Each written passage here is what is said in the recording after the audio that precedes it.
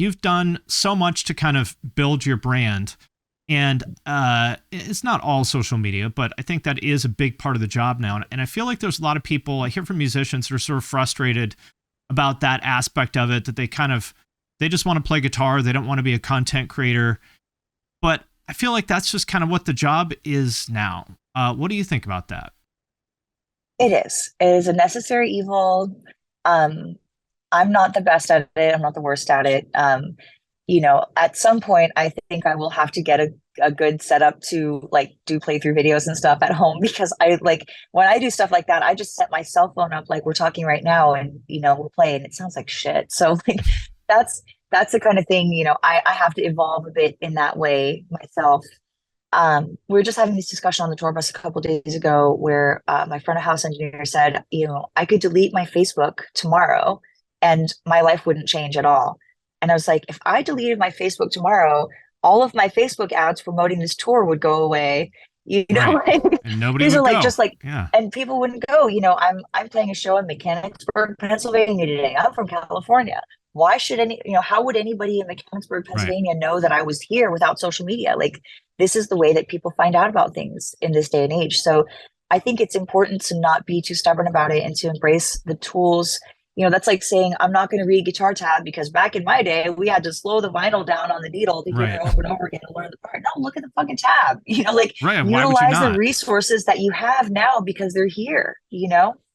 Well, you have a manager now, obviously, that helps you and all that. So you've had other managers, but you didn't always have those people. So, what advice would you have for someone who has maybe some small following, but doesn't have a team and they want to create opportunities for themselves? Like, where do you start? So I will give you a bit of an unpopular opinion about this because I make my living in the live arena. Like the way I make my living is being on tour. And I think that while the social media thing is amazing, and I think everybody should take advantage of it, put up good content, good posts, reels, YouTube, all that stuff. I also think it doesn't take the place of performing live. If that's your ultimate goal to be Hmm. in a big band and be on tour, you have to get experience going out there and playing guitar in front of people. That is the key. You have to get a lot of experience. You have to make mistakes. You have to, step on something and pull your cable out to know that next time you have to loop your cable through your strap. You have to Right. make mistakes in order to learn how to fix them later. So when the big call comes, it's not your first rodeo. You're not like, wow, I've never even played a show before, and now I have an opportunity to play these big stages.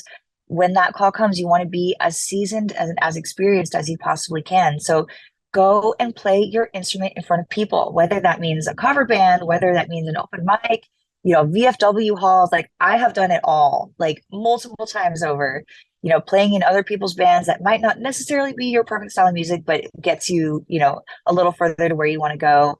um, there are just so many ways to just get out there and hone your craft, fine tune what you do. So when bigger opportunities come, then you're ready for them. 'Cause playing guitar by yourself in your room, playing guitar in front of other people, and playing guitar in the studio are three different things. Yes. I remember the first time I was recorded and listened to by an actual like good producer. I thought I was a decent guitarist until I tried doubling myself to a click and I was like, "Oh my god, I suck." Yeah, the click is a beast. I personally, I embrace the suck with the click. Like I lean into it. It's like this weird like Chinese water torture addiction. Like, if I'm recording, like I lay my head down on my pillow at night and I just feel like beep, beep, beep, beep, Right. beep. Like I have it loud in my ears on stage. I have it loud. We use it in my solo band. We don't use it in the Alice show. We had it on the Demi show. Like and I just like I like it. It's bored into my fiber of my soul now, the click sound. So that is something I think for young guitar players that's super, super important because it's the way things are now. A lot of stuff Yeah. is time coded, a lot of stuff is to a click. Practice at home to a click. Get yourself a good metronome with a sound that's not too annoying. Mine is a Dr. Beat. I use a drum metronome. Or even there's a metronome I have one on my phone called Pro Metronome. It's $2, and then you have just a metronome to use all the time. You have that consistency, and it will serve you so well in the long run if you're just used to it already and don't have to get used to it, when the red light is on and you're recording. I think recording yourself is a really good experience too, because it will shine a spotlight on a lot of little details that it's impossible to notice those things in the moment. Absolutely. You're absolutely right. Recording yourself and watching back. And same thing with live shows, watching your live shows back and seeing like, hey, that worked. Hey, that really didn't work. Like, let's, more of this, less of that. All feedback is good feedback.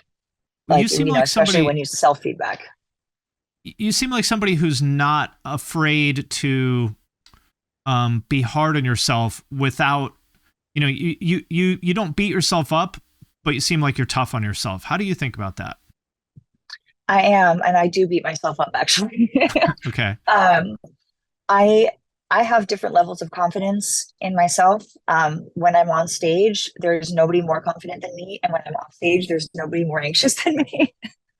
um, but I think if you're not hard on yourself, other people are always going to be hard on you, I Yeah. think. So the way to get ahead of that is to be hard on yourself. And if someone is hard on you, they're not telling you anything you don't know. Yeah. And I think that's a big part of the social media stuff. I try not to read a lot of comments anymore because that kind of feedback, whether it's good or bad, it will sort of get in your head. If someone's like, oh my, too many people, a lot of people talk about the negative comments that you get on social media. You suck and this and that, hope you go die in a fire and Yeah. get raped by third string Rams players, which is one that somebody said to me recently. Um, but not a That's lot of people lovely. talk about the charming, Yeah. not a lot of people talk about the pitfalls of reading the good comments because, all of a sudden you read all these good comments. You're a goddess. You're incredible. This is the most amazing show I've ever seen, and you're like, I am incredible. I'm the best, and then you get a big head and you're not too hard on yourself and you start making mistakes. Hmm. So I think it's important, like, if you're going to take the feedback, take the good with the bad, with a grain of salt, and keep your head on straight about what is actually going on and when you need to self edit.